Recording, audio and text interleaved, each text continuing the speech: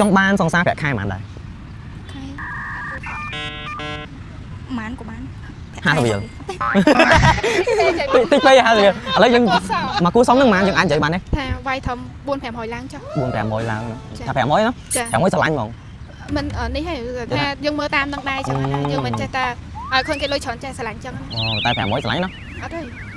អត់គួរសោះ មកគូសំចុះបង150 ប៉ុណ្ណឹងក៏របៀបថាវាខុនមកព្រោះយកដែរទៀមទីអីពីគេចង់បាននេះពីគេ តែបើ50 រៀលអត់ទេ អត់ទេវាតិចអត់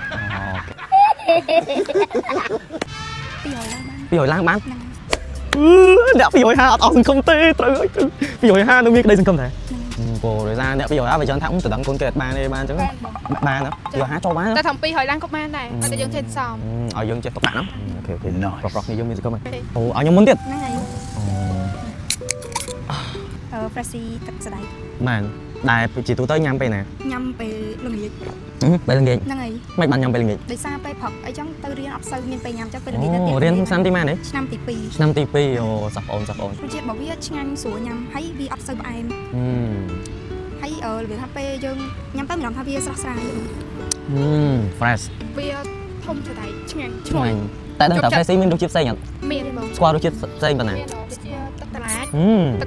កឡាន ត្រូវ រសជាតិក្រូច ក្រូចត្រូវតែទឹកឃ្មុំFreshie រសជាតិប៉ម ត្រូវទៀតអូប៉ែន ជាតិទាំងជូន អូត្រូវទៀតត្រូវជាបងប្អូនបកាជាមួយ Freshie ឬក៏ចដូនមួយ ចដូនមួយបកា ចំនួនមួយបកាជាមួយ Freshie អូចង់បានស្គាល់ទាំងអស់ហើយឈាមមួយជិតមុនយើងចូល